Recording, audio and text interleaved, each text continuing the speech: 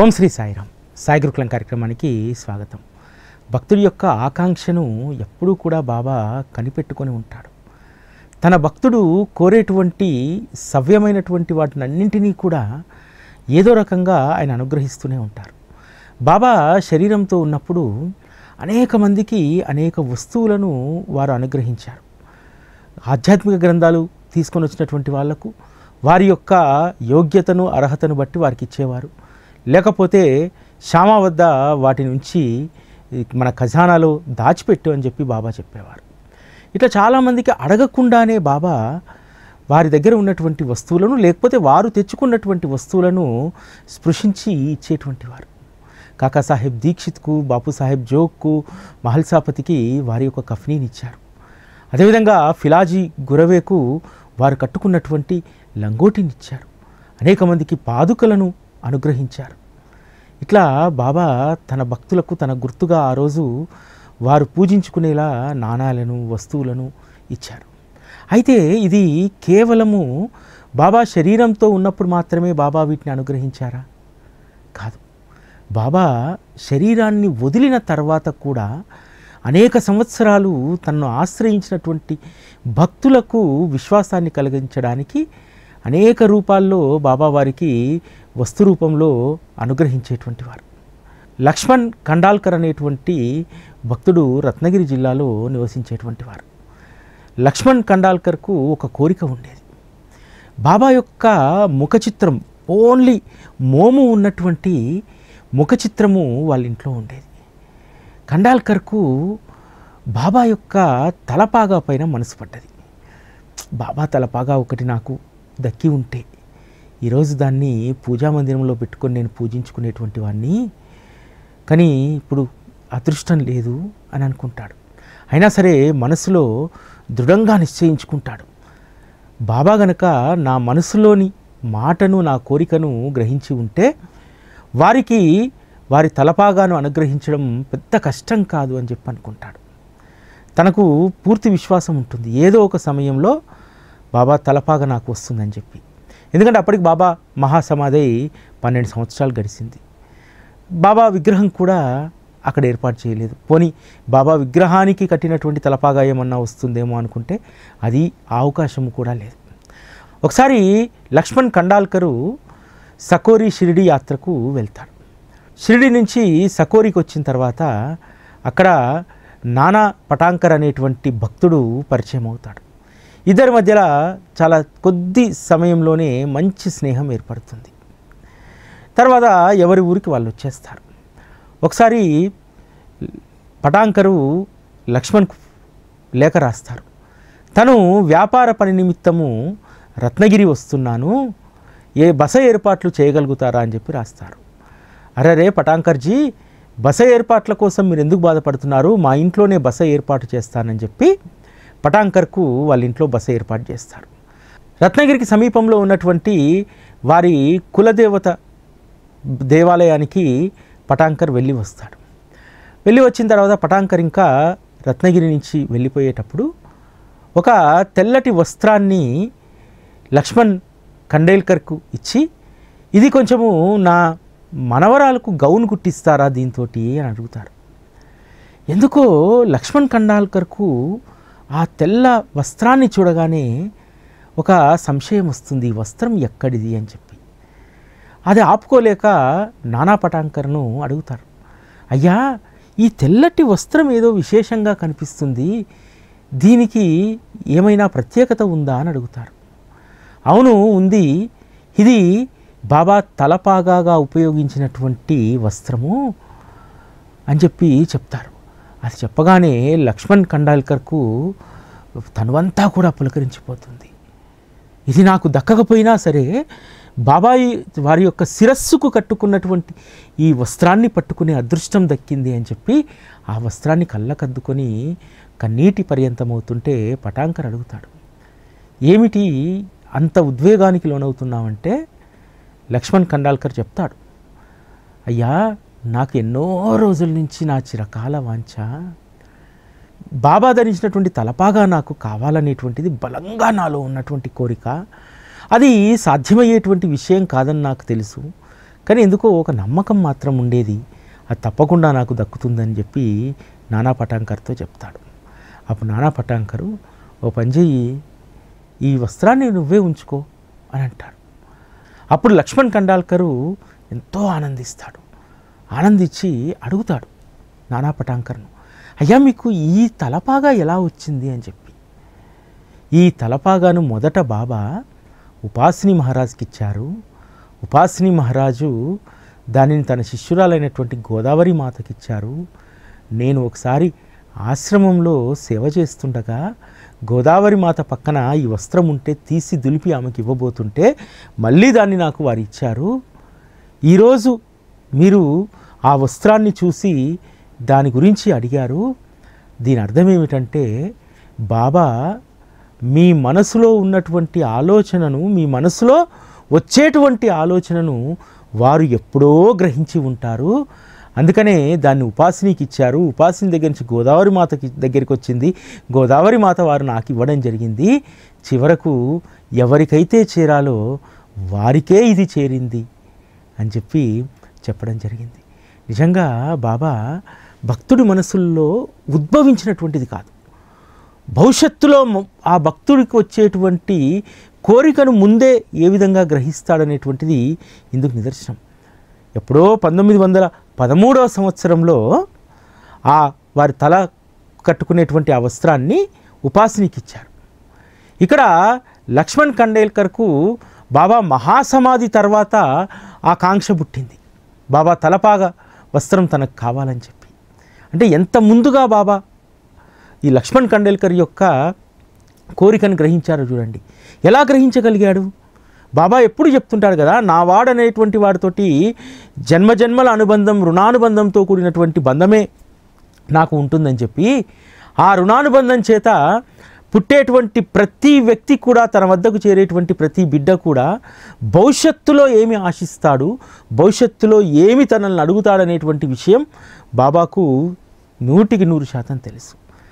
అందుకనే లక్ష్మణ్ ఖండేల్కర్ మనస్సులో ఆలోచన రాకముందే అనేక సంవత్సరాల ముందు ఆ తలపాగాను బాబా అతని కోసం ఏర్పాటు చేయడం జరిగింది.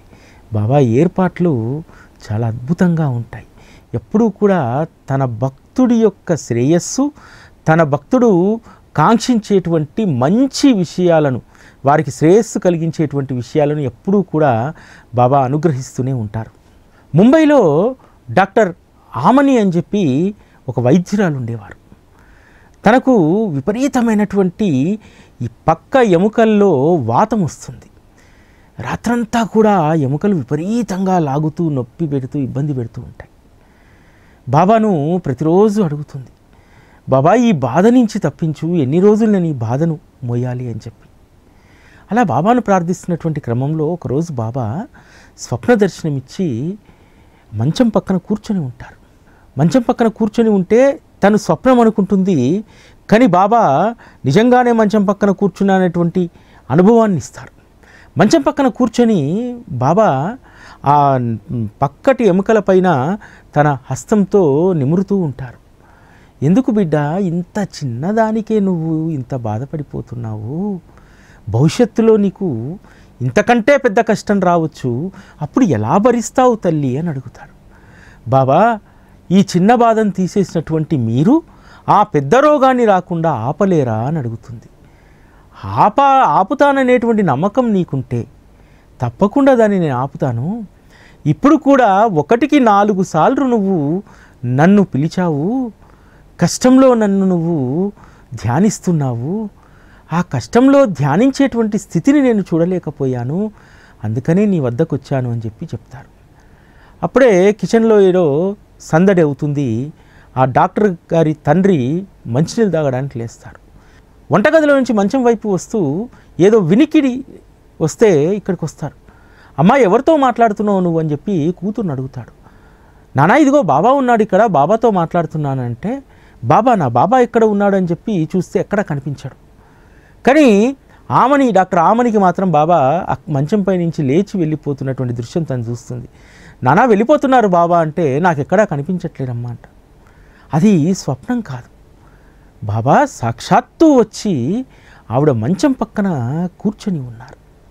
ఆ సందర్భంలో బాబా చెప్తాడు, నీకు నయం కాగానే తల్లి షిరిడీకి రా, వచ్చి వేప చెట్టు కింద నీకోసం వేప ఆకులు సిద్ధంగా ఉంటాయి, వచ్చి వాటిని తిను, భవిష్యత్తులో నీకు వచ్చేటువంటి బాధలన్నీ కూడా పోతాయి అంటాడు. అదేవిధంగా 4 రోజుల తర్వాత ఆమెకు స్వస్థత చేకూరుతుంది, షిరిడీకి వెళ్తుంది. బాబా దర్శనం చేసుకొని వచ్చి వేప చెట్టు కింద నిల్చొని ఉంటే ఒక్క వేపాపు కూడా ఉండదు అక్కడ. పోనీ పైకి అందుకుందామంటే వేప చెట్టు చాలా పైకి ఉంటుంది, కిందికి ఉన్నటువంటి ఆ మండలన్నీ కూడా అప్పుడే పూర్తిగా నరికేసి ఉంటాయి, కాబట్టి ఆకు అందుకోవడానికి కూడా అవకాశం లేదు. గురుస్థాన్ ముందు కూర్చొని బాబాను ధ్యానిస్తుంటే ఒక ఫకీరు తన దగ్గర ఉన్నటువంటి భిక్ష పాత్రలో 4 వేపాకులు తీసుకొని అక్కడ ప్రత్యక్షమవుతారు. ప్రత్యక్షం కాగానే ఆవిడ నమస్కారం చేసి, అయ్యా నాకు ఒక 3 వేపాకులు ఇస్తారా అని అడుగుతారు. తప్పకుండా అని చెప్పి 3 వేపాకులు తనకిస్తే తను బాబాను ప్రార్థించి ఆ వేపాకుల్ని తింటుంది. తిన్న తర్వాత ఆ ఫకీర్ దగ్గర ఇంకొక వేపాకు ఉంటుంది కదా, ఆ వేపాకు తన తమ్ముడికి ఇప్పియాలని చూస్తుంది. కానీ అక్కడ ఉన్నటువంటి ఆ ఫకీర్ వెంటనే అక్కడి నుంచి వెళ్ళిపోతారు. అరే అప్పుడే అడిగితే బాగుండే అనుకుంటుంది. కానీ ఎవరికి ఏది ఇస్తానన్నాడో, ఎవరికి ఏది బాకీ తను అన్నాడో అది మాత్రమే బాబా ఇస్తారు. అట్లా ఆ వేపాకు తిన్న తర్వాత ఇంకెప్పుడూ కూడా తన జీవితంలో ఎటువంటి వ్యాధికి తను గురి కాలేదు. ఇక్కడ మనం గమనించాల్సింది ఏంటంటే డాక్టర్ ఆమనికి భవిష్యత్తులో వచ్చేటువంటి పెను ప్రమాదాన్ని బాబా గుర్తించాడు. బిడ్డ, ఇంత చిన్న నొప్పికే భరించలేకపోతున్నావు, రేపు పెను ప్రమాదం ఇంతకంటే పెద్ద బాధ వస్తే ఏం చేస్తావని అన్నాడు. నువ్వు నయం చేస్తావు అనేటువంటి విశ్వాసం నాకుంది బాబా అని చెప్పంటుంది. అందుకనే ఆ విశ్వాసాన్ని నిలబెట్టడానికి వేపాకులను తినిపించి భవిష్యత్తులో వచ్చేటువంటి తీవ్రమైనటువంటి అనారోగ్యాన్ని వారు తప్పించి వేస్తారు. ఇట్లా ప్రతి భక్తుడికి కూడా గొప్ప అనుభవాన్ని బాబా ప్రసాదిస్తారు. డాక్టర్ ఆమని మేనమామ డాక్టర్ మనోహర్, వారు కూడా డాక్టరు, వారి భార్య కూడా డాక్టర్. బాబా అంటే ఎంతో ఇష్టం అన్నమాట. ప్రతిరోజు కూడా బాబాకు విధిపూర్వకంగా పూజ చేయంది వారి విధులకు హాజరు కాదు, అంత నియమాన్ని పాటించేటువంటి వారు. ఒకసారి డాక్టర్ మనోహర్ మరణిస్తాడు. మరణించిన తర్వాత మనోహర్ భార్యకు బాబా పట్ల విపరీతమైనటువంటి ద్వేషభావం కలుగుతుంది. ఈ లోకంలో ఇంతమంది ఉండగా మంచి సేవ చేస్తున్నటువంటి నా భర్తను తీసుకెళ్ళిపోయాడు బాబా అని చెప్పి బాబా పట్ల విముఖతతో ఉండేది. ఒకసారి తన పూజా మందిరంలోకి వెళ్ళినప్పుడు డాక్టర్ మనోహర్ ఎంతో ప్రేమతోటి 4 ఇంచుల బాబా వెండి విగ్రహాన్ని తయారు చేయించుకుంటాడు. ఆ వెండి విగ్రహాన్ని తీసి విసిరి కొడుతుంది. విసిరి కొడితే ఆ వెండి విగ్రహము వారి ప్రధాన గుమ్మం ముందు ఎవరో కూర్చోబెడితే నిలబడుతుంది చూసారా, అలా వెళ్ళి గుమ్మం మీద కూర్చొని ఉన్నారు బాబా. కూర్చొని ఉంటే డాక్టర్ ఆమని ఇంటికి వెళ్ళి ఆ బాబాని తీసి మళ్ళీ సెల్ఫ్లో పెడుతుంది. పూజా మందిరంలో పెట్టుకోకపోయావులే అత్త, ఇది కనీసం షోకేజ్లోనన్నా పెట్టుకో, బొమ్మ అనుకో బాబాను అని అంటుంది.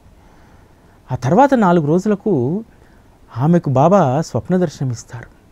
అమ్మా, నువ్వు చదువుకున్న దానివి కదా, వైద్యశాస్త్రం నీకు తెలుసు కదా, శరీరంలో ఉన్నటువంటి రోగము మనిషిని ఎంత ఇబ్బంది పెడుతుందో తెలుసు కదా, ఆ ఇబ్బంది పడకుండా నీ భర్తకు నేను సుఖమరణాన్ని ఇస్తే దానిని నువ్వు ఎలా వ్యతిరేకిస్తావమ్మా?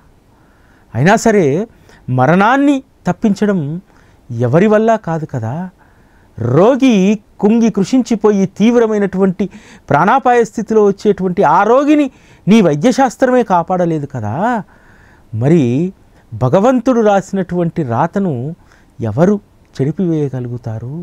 ఎందుకు దీన్ని నువ్వు అర్థం చేసుకుంటలేవు అని చెప్పి బాబా చెప్తాడు. బాబా ఇంకో మాట చెప్తాడు, అమ్మా, నీ భర్త పైన ప్రేమ ఉంది కదా, నీ భర్త ఉంటే నీ భర్త ఒక్కడికే ఆ ప్రేమను పంచేవాడివి. కానీ ఈరోజు నువ్వు బాగు చేస్తావని, నువ్వు మందులిస్తే నయమవుతుందని చెప్పి ఎంతోమంది బిడ్డలు నీ దగ్గరికి వస్తారు కదమ్మా. మరి అటువంటి బిడ్డలకు నీ భర్తకు పంచినటువంటి ప్రేమలో కొంతైనా పంచితే వాళ్ళు ఆనందంతో రోగాన్ని తగ్గించుకుంటారు కదమ్మా, ఆ పని ఎందుకు చేయవమ్మా అని అడుగుతాడు. తనకు మెలకు వచ్చిన తర్వాత ఆలోచించుకుంటుంది ఆ డాక్టర్ అమ్మ. అవును కదా, మరణాన్ని ఎవరు వాయిదా వేయగలం, మరణాన్ని ఎవరు తప్పించగలరు. కాబట్టి ఇకపైన తను దగ్గరకు వచ్చేటువంటి ఆ రోగుల పట్ల ప్రేమతో, ఆప్యాయతతో, అనురాగంతో వారి రోగాలను సగం తగ్గించవచ్చు అని చెప్పి నిర్ణయించుకుంటుంది. తన వద్దకు వచ్చేటువంటి రోగుల పట్ల ప్రేమ భావాన్ని కలిగి ఒక మంచి పేరు తెచ్చుకుంటుంది. తన వద్దకు ఎవరైనా ప్రాణాపాయ స్థితిలో వస్తే ఆమె వైద్యం చేయకపోయేది. ఎందుకంటే ఆ ప్రాణాపాయ స్థితి నుంచి తప్పిస్తే బాబాయే తప్పియాలి, లేకపోతే వాళ్లకు అక్కడ మరణం రాసి ఉంటే బాబాయే తీసుకెళ్ళిపోవాలి. తను ఏం చేసేదంటే తన ధర్మం ప్రకారము ఇవ్వాల్సినటువంటి ఔషధాలు ఇచ్చేసి అటువంటి పేషెంట్స్కు వారి పేరు మనసులో తలుచుకొని 15వ అధ్యాయాన్ని తీసి పారాయణ చేసేది. బాబా రక్షించదలుచుకుంటే ఈ పారాయణతో రక్షిస్తాడు, లేదు ఆ జీవుడి యొక్క ఆయుష్ ఇప్పటివరకే ఉందంటే తీసుకెళ్ళిపోతాడు, దానికి మనం ఏమీ చేయలేమని చెప్పి ఆ పేషెంట్స్ అటెండెంట్స్ కూడా తను చెప్పేదన్నమాట. అంత ఆత్మస్థైర్యం ఆ డాక్టర్లో పెరిగింది. బాబా ఇచ్చేటువంటి అనుభవాలు మన జీవితంలో మనం ముందుకు వెళ్ళడానికి కావలసినటువంటి ధైర్యాన్ని మనకిస్తాయి. లక్ష్మణ్ ఖండాల్కరు తను బాబా యొక్క తల వస్త్రం కావాలని కోరుకున్నాడు. నిజానికి వరాల్ సాయి మందిరానికి ఒక ప్రత్యేకత కావాలని కానీ, ఏదో ఇక్కడ ఒక విశిష్టత ఉండాలనేటువంటిది కానీ ఎప్పుడూ కూడా మేము కోరుకోలేదు. ఇక్కడికి వచ్చినటువంటి బిడ్డలను ఆయన చల్లగా చూస్తే చాలు, సాయి టీవీ అనేటువంటి వ్యవస్థను ఆయన నడిపించుకుంటే చాలు అనుకున్నాం. అటువంటి పరిస్థితుల్లో బాబా ఒక అద్భుతమైనటువంటి వస్తువును వరాల్ సాయికి అనుగ్రహించారు. ఇంతకుముందు కూడా నేను చెప్పాను, బాబా సమాధి శతాబ్ది ఉత్సవాల సందర్భంగా బాబా కాలికి ఒక పట్టీని చేయించాలని చెప్పి అనుకున్నాం. అయితే ఈ కోరిక వాహిని గారిది. ఆ సమయంలో మన పరిస్థితి ఏమిటంటే, వాహిని గారితో అన్నాను, మనం రకరకాల అవసరాల కోసం బ్యాంకులో పెట్టినటువంటి బంగారాన్నే విడిపించుకోవాలనేటువంటి స్థితిలో ఉన్నాము. ఇప్పుడు బాబాకు బంగారు పట్టి చేయించడం అవసరమా అని అడిగాను. ఏమో నాకు అవసరం అనిపిస్తుంది అని అన్నారు. సరే చేయించారు, అందులో నా ప్రమేయం ఏమీ లేదు. ఆ సమాధి మందిరంలో ఉండేటువంటి బాబా కాలి చుట్టుకొలతను ఆల్రెడీ 3 నెలల ముందే తెప్పించుకుంటే మధ్యాహ్న హారతి సమయంలో, సమాధి ఉత్సవం రోజు మధ్యాహ్న హారతి సమయంలో దాన్ని పెట్టడానికి పూజారికి ఇస్తే అది సరిపోలేదు. కేవలం పాదం పైన అలా అలంకరించి హారతి చేసేసారు షిరిడీలో సమాధి మందిరంలో. తర్వాత ఆ పూజారి వాళ్ళు దాన్ని మళ్ళీ డొనేషన్ కౌంటర్కి తీసుకెళ్ళి ఇవ్వమని చెప్పి ఇస్తే దానికి ఇంకా రింగులు వేయిద్దామని చెప్పి షిరిడీలో అనేక చోట్లకు తిరిగారు. రింగులు కూడా వేయించిన తర్వాత సంస్థాన్ డొనేషన్ కౌంటర్లో చెప్పినటువంటి మాట కొంత బాధించింది. దీన్ని ప్రతిరోజు బాబాకో లేకపోతే అకేషన్స్లో పెట్టడానికి వీలుండదు, దీన్ని కరిగించేస్తాము అని చెప్పారు. ఎంతో ప్రేమతో సమర్పించింది కరిగిస్తే ఎవరికైనా మనస్సు ఊరుకోదు కదా. దాంతో కొంత బాధపడుతూ ఉన్నారు వాహిని గారు. అప్పుడు నేను ఒకటే చెప్పాను, ఒక పని చేద్దాము, బాబా శరీరంతో ఉండగా ఎంతోమందికి ఎన్నో వస్తువులు ఇచ్చాడు. ఆయన నిజంగా కాలికి పెట్టుకోదలుచుకుంటే ఆ కొలత ప్రకారం పెట్టుకోవాలి కదా. మరి ఆయన కాలును బాగా పెద్దదిగా చేసుకుంటే మనదేం చేస్తాం? ఎందుకంటే 3 నెలల క్రితానికి ఇప్పటికీ బాబా పాదం సైజ్ అయితే పెరగదు కదా. మనం ఏమైనా తక్కువ చేయించామా? వాళ్ళు ఇచ్చినటువంటి ఇంచెస్ ప్రకారమే మనం చేయించాం. ఇది బాబా వరాల్ సాయి మందిరానికి ఇచ్చేటువంటి బహుమానం అనుకో. అనేక మందికి అనేకం ఇచ్చారు షిరిడీ నుంచి. మాల్సాపతికి ఇచ్చాడు, కాకా సాహెబ్ దీక్షిత్కి ఇచ్చాడు, నిమోన్కర్కి ఇచ్చాడు. అట్లా మనకు కూడా ఆయన పాదానికి పెట్టుకున్నటువంటి ఆ బంగారు పట్టీని వరాల్ సాయికి ఇచ్చారని చెప్పి చెప్పాను. దాంతో కన్విన్స్ అయ్యారు. ఈరోజు వరాల్ సాయి మందిరంలో ప్రతి గురువారం కూడా బాబాకు షిరిడీలో సమాధి మందిరంలో బాబా వారి పాదానికి పెట్టుకున్నటువంటి ఆ పట్టీ ఇప్పటికీ వరాల్ సాయికి మనం అలంకరిస్తాం. కాబట్టి బాబా మనం కోరుకున్నవి కోరుకోనివి నిజంగా అది మేము కోరుకున్నటువంటిది కానే కాదు, ఏ రోజు కూడా కోరుకోలేదు. కానీ బాబా ఆ పట్టీ ఇచ్చిన తర్వాతనే, ఆ పట్టీకి ఒక మహత్తుంది. ఆ బంగారు పట్టీ రాకముందు వరాల్ సాయి మందిరము నిర్మాణం చాలా మందకొడిగా సాగుతూ ఉండేది. ఆ పట్టీ ఎప్పుడైతే బాబా మహాసమాధి ఉత్సవాల్లో 2018లో మనకు దక్కిందో అప్పటి నుంచి వరాల్ సాయి మందిర నిర్మాణం శరవేగంగా జరుగుతూ వస్తుంది. అంతేకాదు వరాల సాయి మందిరము ఇప్పటికీ కూడా బంగారు తునకలాగా ముక్కలాగా ఉంటుంది. ఇక్కడికి రాగానే ఒక అద్భుతమైనటువంటి వాతావరణం, ఒక ప్రశాంతత, బాబా అనుగ్రహించి ఇచ్చినటువంటి పట్టీ కదా, మరి అది ఉన్నటువంటి మందిరము ఎంత అద్భుతంగా ఉంటుంది. మహల్సాపతి కుటుంబీకుల వద్ద బాబా పాదుకలు ఉంటాయి, కఫ్నీ ఉంటుంది. అలాగే ఏ మందిరానికి లేనటువంటి ఒక విశిష్టత వరాల సాయి మందిరానికి ఉంది. బాబా వారి షిరిడీలో వారి పాదానికి ధరించినటువంటి పట్టి వరాల సాయి మందిరానికి అది సొంతం. వరాల సాయిని ప్రేమించి అభిమానించేటువంటి మీ అందరికీ అది సొంతం. బాబా కొన్ని అడగకుండానే ఈ విధంగా ఇస్తూ ఉంటారు. వరాల సాయి మందిరంలో చేసినటువంటి ప్రతి పని కూడా ఆయన స్ఫురణకు చేసినటువంటి, వరాల సాయి మందిరంలో చేసినటువంటి ప్రతి పని కూడా ఆయన స్ఫురణ ఇచ్చి చేయించినటువంటిదే. వరాల సాయి మందిరంలో బాబా ఒక్కరే ఉండరు. బాబాతో పాటు ఆ రోజు వారి సహచర్యం చేసినటువంటి భక్తులందరూ కూడా వరాల సాయి మందిరంలో కొలువుదీరి ఉంటారు. కరోనా సమయంలో సచ్చరిత బాగా పారాయణ చేసేవాళ్ళం. కరోనాలో మనందరినీ కాపాడినందుకు లిఖిత యజ్ఞం చేసినటువంటి ఆ సచ్చరితను బాబాకు ఒక్కొక్క అధ్యాయాన్ని చదువుతూ అంకితం ఇవ్వడం జరిగింది. అప్పుడు సచ్చరితలో పదే పదే పదే పదే గుర్తొచ్చినటువంటి విషయం, బూటీ వాడా కడతాడు, అక్కడ మనం అందరము వెళ్ళి ఆడుకుందాం పాడుకుందాం అని చెప్పి మనందరం ఇక అక్కడే కలుసుకుందామని చెప్పి బాబా చెప్పినటువంటి మాట ఎప్పుడూ గుర్తొచ్చేది. అందుకనే వరాల సాయి మందిరంలో కూడా బాబాకు తోడుగా ఉండడానికి, ప్రతిక్షణం తన భక్తులతో ఊసులాడుకోవడానికి వాళ్ళందరినీ ఇక్కడికి తీసుకురావాలనిపించింది. కరోనా సమయంలోనే 2వ వేవ్ తర్వాత వాటిని ఆర్డర్ ఇచ్చి 2021లో వాటిని మందిరంలో ఏర్పాటు చేయడం జరిగింది. ఎప్పుడు వెళ్ళినా సరే మందిరంలో ఒక అద్భుతమైనటువంటి నిశ్శబ్దం ఉంటుంది. ఆ నిశ్శబ్దంలో ఒక గొప్ప వేవ్స్ ఉంటాయి. బాబా తన భక్తులతో ముచ్చటిస్తున్నట్టు, వాళ్ళందరూ కలిసి ఉన్నట్టు ఒక పాజిటివ్ వేవ్స్ అన్నమాట వరాల సాయి మందిరంలో. ఎక్కడా ఉండనటువంటి ఒక పాజిటివ్ వేవ్స్ వరాల సాయి మందిరంలో ఉంటాయి.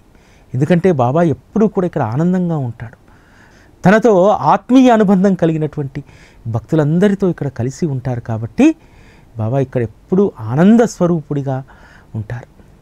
ఈరోజు మీ అందరి సహకారంతో వరాల సాయి మందిరము అభివృద్ధి చెందింది. అదేవిధంగా వరాల సాయి మందిరానికి అనుబంధంగా మనం ప్రసాదాలయానికి కావాల్సినటువంటి భూమిని సమకూర్చుకున్నాం. మరి దాంట్లో ఎప్పుడు నిర్మాణం బాబా చేయిస్తారో తెలియదు. ఇంకొక కొత్త బాధ్యత కూడా బాబా ఇవ్వబోతున్నారనేటువంటి సూచన జరుగుతూ ఉంది. ఆ కొత్త బాధ్యతను మనం కనుక స్వీకరిస్తే వరాల సాయి మందిరానికి కావాల్సినటువంటి ఆ భవిష్యత్తు అవసరాల కోసం కావాల్సినటువంటి మరికొన్ని సౌకర్యాలను మనం ఇక్కడ చేసుకోవాల్సినటువంటి అవసరం ఉంది. వరాల సాయి పట్ల మనకున్నటువంటి ప్రేమ అభిమానమే ఆయన కోసం మనం తప్పించేలాగా చేస్తుంది. ఆయన కోసం మనం ఇంకొన్ని సౌకర్యాలను తప్పకుండా ఇక్కడ ఏర్పాటు చేసుకోవాలి భవిష్యత్తులో. మీ అందరికీ కూడా పేరు పేరున ప్రత్యేకమైనటువంటి కృతజ్ఞతలు. భూదానంలో పాల్గొన్నటువంటి మీరు మీ జీవితంలో ఒక అత్యున్నతమైనటువంటి సేవం చేశారు. ఇది మన జీవితాలను తరింపజేస్తుంది, శోభాయమానంగా చేస్తుంది. మీ అందరికీ కూడా వరాల సాయి మందిర 4వ వార్షికోత్సవ శుభాకాంక్షలతో ఓం శ్రీ సాయిరామ్.